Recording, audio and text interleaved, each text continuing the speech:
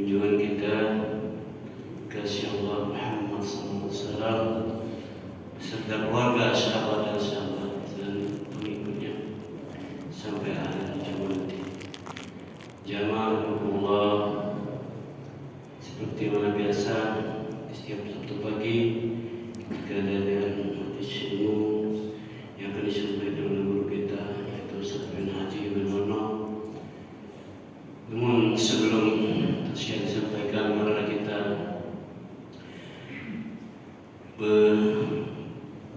beristighfar sejenak dan berselawat Nabi Allah SAW. Kita berharap mendapat syafaat di yaumil akhir nanti. Mari kita sama-sama beristighfar.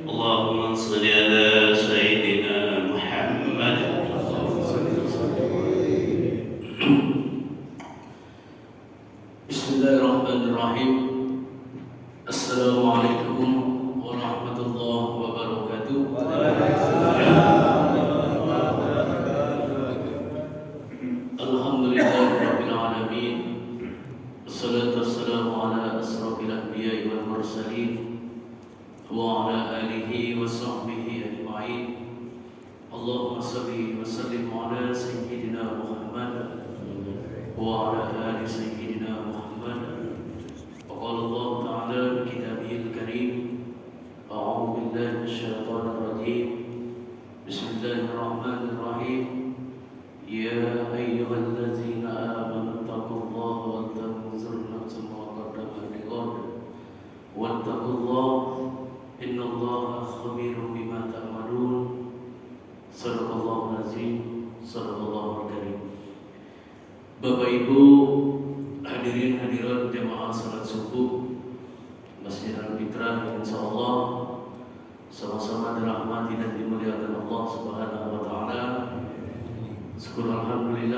pagi hari yang berbahagia ini kita masih diberikan oleh Allah Subhanahu wa taala bermacam nikmat, baik itu nikmat kesehatan, nikmat kesempatan, terlebih-lebih nikmat iman serta Islam, sehingga kita masih terpanggil untuk melaksanakan salah satu kewajiban kita, yaitu melaksanakan salat subuh. Alhamdulillah, nikmat yang terbesar yang Allah hadirkan saat ini kepada kita, bahwa kita dapat melaksanakan salat subuh ini secara berjamaah. Karena tentunya nikmat melaksanakan salat berjamaah ini tidak semua orang Allah berikan kesempatan. Oleh sebab itu mari kita syukuri. Mudah-mudahan niat baik kita, langkah baik kita dari rumah menuju masjid ini senantiasa sebagai wasilah cara Allah untuk menggugurkan dosa-dosa dari diri kita. Amin. Allahumma amin. Salawat beriring salam marilah kita sampaikan kepada junjungan kita Rasul Muhammad sallallahu alaihi wasallam, yang insyaallah mudah-mudahan dengan iringan lantunan salawat senantiasa salawat yang kita panjatkan setiap kita akan memulai kajian. Inilah amalan yang akan mendatangkan syafaat beliau kelak di yaumil qiyamah. Amin. Bapak Ibu hadirin hadirat jamaah salat subuh rahimakumullah. Mohon maaf Pak, suaranya agak serak-serak basah. Nah, 3 hari demam Pak Haji. Pulang dari umroh kemarin hari Selasa. Tuh alhamdulillah umroh Selasa kemarin Pak bisa mimpi itu ke Mekah ke Madinah. Karena saya bawa 25 jamaah itu umrohnya ke Sumailiat ke Islamic Center. Nah, di sana ada Ka'bah. Karena ada jamaah yang mau berangkat umroh, termasuk ada beberapa orang jamaah haji yang insya Allah berangkat tahun ini. Alhamdulillah yang kita berikan manasik hari Selasa kemarin berangkat itu jamaah dari Kitani. Kita ajari bagaimana manasik, bagaimana tawaf, bagaimana sa'i, di mana kita mulai, di mana kita berhenti, maka doa-doa yang harus dibaca kemarin kita ajarkan. Saking semangatnya Bapak Ibu yang kita bawa umroh ke Sumailiat kemarin, itu waktu panas-panas Pak, lagi Pak Ustaz, jadilah aku haus. Nah, ada yang jawab, Ustaz, di depan ada apa? Warung dogan. Nah, ini kacau juga itu saya. Oke, alhamdulillah teler Pak ya, demam ya karena panas, bawaan haus, tidak minum. Alhamdulillah suara ini serak-serak becek, ya, serak-serak basah. Insyaallah pagi ini saya akan menuntaskan, akan menyelesaikan itu persoalan mustahik zakat. Karena persoalan zakat ini setiap tahun itu menjadi topik pembicaraan. Bahkan setiap tahun terkadang terjadi silang pendapat. Nah, zakat ini tentunya orang-orang yang berhak menerima zakat fitrah ini itu sudah Allah gariskan dalam surah At-Taubah ayat 60. Maka At-Taubah 60 ini betul-betul harus kita pahami. Siapa yang dimaksud oleh Allah, individu-individu yang Allah sebutkan by name, by address di sana. Karena jangan ditafsirkan lain lagi. Nah, tinggal nanti bagaimana para ulama atau imam mazhab itu memposisikan by name, by address dalam At-Taubah ayat 60 itu. Lantas posisi mereka itu bagaimana?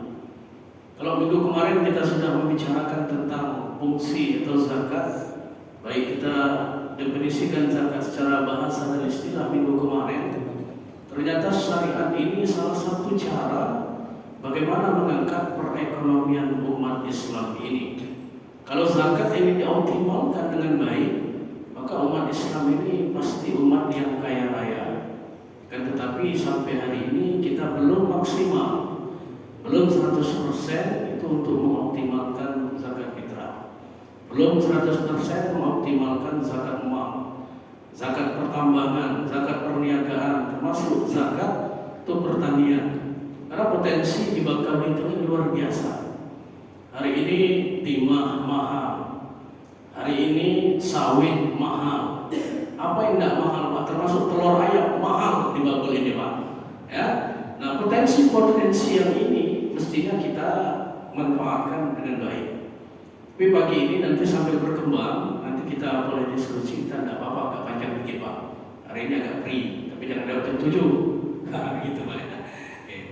Nah, yang di dalam surah Taubah ayat 60 Allah Subhanahu wa taala itu menggariskan A'udzubillahi minasyaitonir rajim. Bismillahirrahmanirrahim. Innamas shadaqatu lil fuqara wal masakin wal 'amilina 'alaiha wal mu'allafati qulubuhum wa fir riqab wal gharimin wa fi sabilillah wa ibnis sabil. Faridatan min Allah wallahu alimun hakim. Nah, ayat ini menegaskan siapa sebenarnya sasaran daripada zakat fitrah itu. Karena dari sasaran zakat fitrah ini nanti ada kategori siapa sebenarnya sasaran dari fidyah itu. Siapa sasaran dari zakat mal itu? Apakah nanti mustahik dalam Taubah ayat 60 ini semuanya adalah mustahik misalnya daripada fidyah, ataukah semuanya ini adalah mustahik daripada zakat mal atau zakat profesi itu? At-Taubah ayat 60 ini pengkhususan dari Allah itu tentang zakat fitrah. Maka di dalam hadis Rasulullah, puasa kita ini tidak sempurna kalau belum kita sempurnakan dengan zakat fitrah. Maka zakat fitrah ini terakhir pengeluarannya itu sampai khotib ya, itu aid. Jadi jangan sampai khotib Idul Fitri itu turun dari mimbar kita baru berzakat, maka itu hitungannya sudah sedekah. Berarti kita tidak berzakat.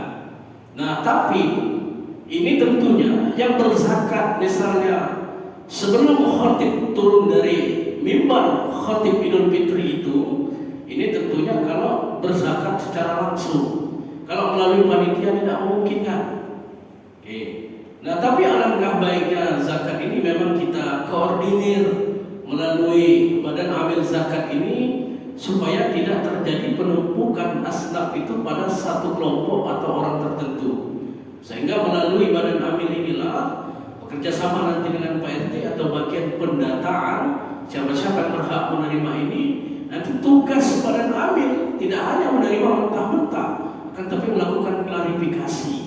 Ya, kalau tahun kemarin misalnya dia ini macet Pak perekonomiannya.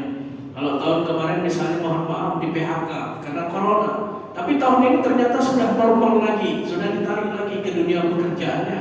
Maka status yang tahun kemarin tahun ini sudah bergeser, dia bukan mustahik lagi. Nah, di dalam At-Taubah ayat 60 ini bahwa ada 8 kelompok, ada 8 orang ya yang berhak menerima zakat fitrah. Ya, di belakang itu Pak, ada apa Pak? Dibuka aja Pak. Karena ibu-ibu ini ngintip juga, kesian nggak kelihatan Pak. Nah, gitu Pak ya. Oke. Innamas shadaqatu lil fuqara. Yang pertama adalah orang-orang fakir. Ya, orang-orang fakir. Siapa orang-orang fakir ini? Ketika kita mendefinisikan fakir, maka para ulama berbeda pendapat antara mazhab Syafi'i dan mazhab Hanafi. Ya, di mana fakir ini adalah orang yang memiliki penghasilan cuma pas-pasan untuk makan, akan tapi dia tidak meminta-minta. Nah, ini fakir. Ada lagi miskin, dia memperoleh penghasilan sehari-hari itu, mestinya satu hari dia makan layaknya halayak ramai 3 kali sehari, maka dia cuma makan 2 kali untuk menutupi yang 1 kali, dia meminta-minta. Maka ini adalah miskin. Nah, definisi fakir dan miskin ini antara Imam Hanafi dan Imam Syafi'i, bahwa perbedaannya apa yang disebut oleh Imam Hanafi fakir, maka itulah yang disebut oleh Imam Syafi'i miskin. Apa yang disebut oleh Imam Syafi'i miskin, maka itulah yang disebut oleh Imam Hanafi fakir. Nah, ini hanya berbeda istilah mendefinisikan antara fakir dan miskin. Karena dua istilah ini harus dikompromikan. Walaupun terjadi perbedaan istilah fakir dan miskin menurut mazhab Hanafi dan Syafi'i, ketika dikompromikan maka balance ketemu. Apakah ia fakir ataukah ia miskin? Yang jelas dua kelompok ini adalah kelompok mustahik, orang yang berhak menerima zakat. Nah, jadi sederhana Pak ya. Jadi kalau menyikapi perbedaan itu kita lihat jalan tengahnya di mana. Ya. Seperti halnya Pak, saya melihat di Facebook banyak sekali Pak kritikan. Siapa yang bilang Al-Quran itu turun pada 17 Ramadan? Ya, menggunakan inna anzalnahu fi lailatul qadar. Padahal 3 ayat ini bisa dikompromikan. Syahrul Ramadan alladzi unzila fil Qur'an hudan linnas. Para ulama mengatakan Al-Quran turunkan pada malam 17 Ramadan berdasarkan ayat ini. Ayat kedua, inna anzalnahu fi lailatul qadar. Bahwa Allah menurunkan Al-Quran itu pada malam Lailatul Qadar. Ada ayat ketiga sebagai penengah dari antara ayat pertama dan kedua. Inna anzalnahu fi lailatin mubarakah. Bahwa kami turunkan Al-Quran itu kata Allah pada malam yang penuh dengan keberkahan. Mau dia malam 17 Ramadan, mau dia pada malam Lailatul Qadar, dua malam ini, jenis malam ini adalah malam yang penuh dengan keberkahan karena terjadi pada bulan suci Ramadan. Jadi tidak perlu diperdebatkan. Yang memperdebatkan ini terlalu sempit, ya, pola pikir terlalu sempit. Jadi bagaimana mengkompromikan hal yang berbeda ini, bagaimana menyatukan sehingga kita mendapatkan kesimpulan yang utuh. Nah, sama halnya dengan zakat fitrah ini. Jadi apapun istilah yang digunakan oleh mazhab Hanafi, apapun istilah yang digunakan oleh mazhab Syafi'i, antara menyebut fakir dan miskin ini berbeda. Tetapi dua kelompok ini adalah orang yang berhak kita berikan haknya melalui zakat fitrah. Nah, ini fakir, fuqara, fakir dan miskin. Maka tidak ada istilah apa yatim piatu. Kalau berbicara yatim piatu, Pak Haji Iskandar yatim piatu, Pak. Ya, Pak Haji Syamudin yatim piatu. Karena konotasi yatim piatu orang yang tidak memiliki orang tua lagi. Ya, termasuk kami selalu merapat duka Pak di Ar-Rahim. Ya, Pak Ustaz, itu ada janda baru. Pertanyaannya, janda baru ini posisinya apa Pak? Seorang janda, seorang duda mendapatkan zakat fitrah itu bukan karena statusnya janda atau duda. Apakah janda duda ini terkategori fakir atau miskin? Jadi jangan ditanya nanti, kenapa Pak Haji Iskandar dia dapat janda Pak, janda baru misalnya. Bukan karena janda barunya, tapi posisi fakir kaya, miskin kaya, sehingga posisi inilah yang memberikan label kepada si A atau si fulan ini bahwa dia adalah orang yang berhak menerima zakat. Ini clear Pak ya, fakir miskin. Nah, yang ketiga, wal amilina 'alaiha, badan amil Pak. Maka ketika kita berbicara badan amil, kita rapat pendahuluan sebelum Ramadan Pak sudah kita bahas. Ketika kita berbicara badan amil, kenapa badan amil zakat itu mendapat bagian daripada zakat fitrah itu? Karena badan amil ini ada keringat. Maka tugas dan fungsi badan amil zakat ini tidak hanya menerima mencatat siapa berzakat ke al-fitrah, akan tetapi tugas pokoknya adalah bagaimana mendistribusikan zakat fitrah ini kepada orang-orang yang berhak menerimanya. Jadi mohon maaf Pak, jadi kita panitia tidak boleh, Pak Ustaz kalau kami ngantar ke rumah repot, tidak mau repot jangan jadi panitia. Kan sederhana Pak. Karena di sini perintah agama, di sini adalah perintah agama. Maka badan amil ini di samping mengumpulkan, dia mendistribusikan kepada orang-orang yang berhak menerima. Sekarang sederhana Pak, perwakilan RT 01 tunjuk 2 orang bagian pendistribusian, RT 2 tunjuk 2 orang bagian pendistribusian. Ini sederhana Pak. Karena apa? Nah, sekali lagi mohon maaf Pak, Islam ini sangat melindungi privasi seseorang Pak. Sebelum negara melindungi privasi terhadap diri pribadi seseorang, data pribadi itu Al-Quran sudah mengajarkan lindungi privasi seseorang itu. Maka ketika kita mendistribusikan zakat, maka tentunya kewajiban badan amil itu mengantarkan kepada orang yang berhak menerimanya. Kecuali nanti sudah diantar, tidak ada orang di rumahnya, baru lagi ke masjid, ya di kontaknya Pak Dewa yang ambil di masjid, karena kita sudah ke rumahnya. Kan seperti itu. Nah, disinilah tugas badan amil ini Pak. Ya, jadi tugas badan amil ini, kalau maaf Pak Kalau cuma pengumpul, gampang tugasnya. Ya, jadi memang keringat itu ketika kita membagikan, menyalurkan, ini Pak yang harus butuh energi, butuh tenaga. Oleh sebab itulah Al-Quran ini memberikan penghargaan. Oleh sebab itulah Allah ini memberikan bagian khusus kepada badan amil ini. Ada hak badan amil daripada zakat fitrah itu. Kalau pengepul Pak sebenarnya tukang terima sebenarnya cukup 3 atau 4 orang yang standby sip Pak. Nah nanti kita banyak membutuhkan Pak pendistribusian. Ya, nah tentunya pendistribusian ini bahwa zakat fitrah ini Pak adalah pribadi Pak, jiwa. Maka seyogianya, jadi jangan pukul kakak, tapi pukullah jiwa. Misal Haji Iskandar dapat. Dalam kakak Haji Iskandar ini berapa orang Pak? Ada 4. Pak Haji Syihabuddin dapat. Berapa di kakak Pak Haji Syihabuddin? Hanya 2 orang. Kan kalau sama-sama diberi 5 kilo, tidak adil Pak. Pak Haji Iskandar orang 4, dapat 5 kilo. Pak Haji Syihabuddin orang 2, dapat 5 kilo. Karena zakat fitrah ini adalah pribadi. Kenapa kita masing-masing wajib mengeluarkan? Oleh sebab itu pendistribusiannya, maka harus dilihat Pak jumlahnya. Jadi jangan dipukul per kakak. Ini keadilan. Karena definisi keadilan menurut para ulama, wadu musayyin bi ma'alihi, menempatkan sesuatu itu pada tempatnya, membagi rata. Nah, membagi rata itu kalau jumlah 4 dengan 2 beda. Mohon maaf Pak, contoh sederhana. Anak SMA uang jajannya diberi 10.000. Anak TK diberi 10.000. Nggak adil Pak. Nggak adil pembagian seperti itu. Kenapa? Kebutuhan anak TK beda dengan kebutuhan anak SMA. Kalau anak TK Pak cukup beli cilok selesai. Anak SMA maunya bakso Pak. Kira-kira seperti itu. Nah jadi zakat fitrah ini nanti bagian pendata. Nah ini saya beri masukan. Bagian pendata akan dilakukan verifikasi ulang.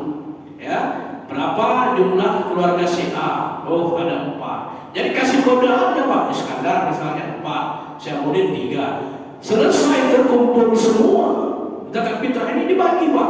Berapa jiwa? Jadi Iskandar 4, Syihabuddin 2, Haji Hamdan 5. Dikamplaskan Pak, dijumlahkan seluruhnya. Berapa zakat yang masuk, beras yang masuk, dibagi jumlah jiwa itu. Berapa uang yang masuk ke zakat fitrah, dibagi jumlah jiwa itu. Plus badan amil zakat. Ini teknis pembagian daripada zakat fitrah ini.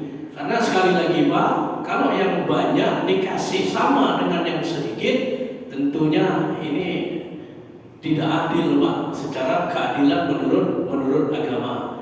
Nah jadi sekali lagi, wal amilina 'alaiha, badan amil ini fungsinya di samping mengumpulkan, di samping mengepul daripada ya berzaki orang yang berzakat, maka tugas pokok yang kedua adalah melakukan pendistribusian. Ya, karena minggu kemarin sudah saya bilang Pak, mau ke masjid, tidak enak nanti apa kata Pak Iskandar, masih muda. Nah, sehingga perasaan inilah Pak yang harus dijaga di dalam Islam ini. Perasaan inilah Pak. Jadi begitu lenturnya agama mengatur sensitivitas antara sesama itu. Ya, jangan sampai ada perasaan sensitif sehingga dia malu. Nah, ini kita menjaga marwah atau harga diri seseorang. Ini badan amil. Kemudian yang keempat adalah wal mu'allafati qulubuhum. Ini mu'allaf. Jadi kalau selama ini kita memahami mu'allaf ini orang yang baru masuk Islam Pak ya. Oke, mu'allaf. Maka semalam ada yang bertanya, sampai kapan batasan mu'allaf itu? Sampai dia jinah dengan agama.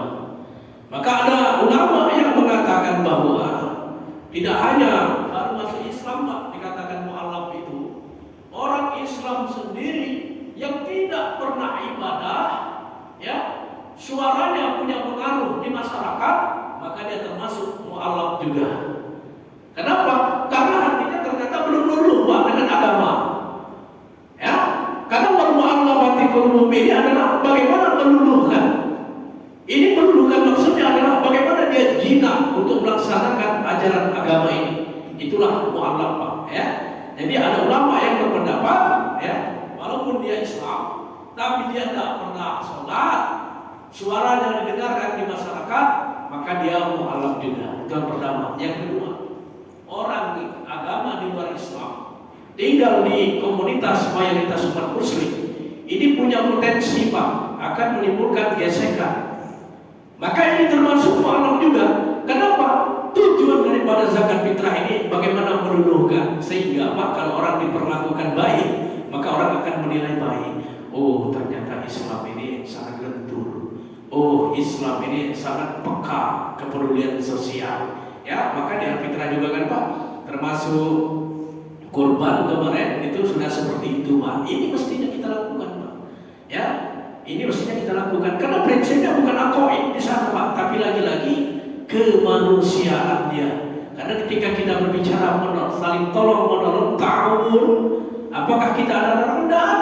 Siapapun dia itu berhak kita tolong. Selagi itu tidak masuk persoalan aqaid, selagi itu tidak masuk persoalan akidah. Nah, jadi wal mu'allafati qulubuhum. Jadi mu'allaf ini di samping orang yang baru mengikrarkan dua kalimat syahadat, maka orang Islam itu sendiri yang tidak kenal agama, tapi suaranya didengarkan di masyarakat. Kalau di kota ini jarang Pak, tapi di kampung kan apa? Di kampung itu kalau dia sudah ngomong Pak, kalau dia sudah nunjuk, wah lancar urusan Pak. Ya, tapi sayangnya dia tidak pernah ke masjid, tidak pernah Jumatan, tapi suaranya didengarkan karena dia banyak duitnya Pak misalnya. Ini dikategorikan mu'alaf juga sesungguhnya Pak ya. Oke. Nah ini kalau batasannya, karena kita debatable Pak, batasan mu'alaf itu berapa lama Pak Ustaz? Sampai hatinya jinak dengan agama yang dia anut. Nah ini batasan mu'alaf. Kemudian wabirriqa, budak atau budak yang baru diperdekakan. Nah kita tidak ada lagi Pak perbudakan. Diutusnya Rasulullah ke muka bumi ini, salah satunya adalah bagaimana menghapuskan perbudakan. Ya, jadi perbudakan ini tidak ada lagi. Ya, kalau di kita tidak ada lagi. Kemudian wal gharimin, gharib ini Pak orang yang punya hutang. Tentunya hutang ini adalah hutang di jalan Allah. Misalnya orang tua yang memberikan pendidikan kepada anaknya, gali lubang tutup lubang, ini gharib Pak. Atau untuk memberi makan anaknya Pak, gali lubang tutup lubang, gharib juga. Tapi kalau posisinya untuk memberi makan anaknya gali lubang tutup lubang, berarti masukkan aja ke fakirkah atau miskinkah? Iya. Tapi ternyata dia ini kalau untuk makan cukup Pak, tapi untuk memberikan biaya pendidikan anaknya, misalnya anaknya kuliah Pak, tidak pernah lepas dari pinjaman hutang itu Pak. Ini adalah gharib. Dengan catatan hutang itu bukan kredit Serpi, Innova, ya Pak, atau kredit motor. Nah ini bukan gharib lagi ini Pak.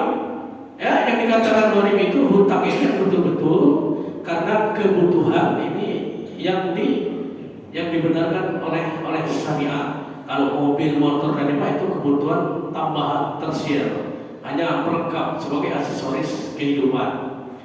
Kemudian wa fisabilillah. Fisabilillah ini siapa Pak? Ketika kita berbicara fisabilillah ini banyak Pak. Para ustaz ya, para guru ngaji, ini fisabilillah juga Pak ya. Para imam tetap misalnya, para marbon, ini adalah fisabilillah. Karena sekali lagi Pak ya, kita sering membahas misalnya marbon. Masjid ini tidak akan bersih tanpa adanya marbon. Ya, masjid ini tidak akan terjaga dengan baik Pak 5 waktunya tanpa adanya marbon. Imam ini adalah orang, tidak semua orang Pak yang memiliki skill atau kemampuan di bidang imam ini. Ini adalah fisabilillah Pak. Ya, guru ngaji fisabilillah. Jangan kita berasumsi, dia kan setiap bulan Pak Ustaz dapat duit dari murid dapat.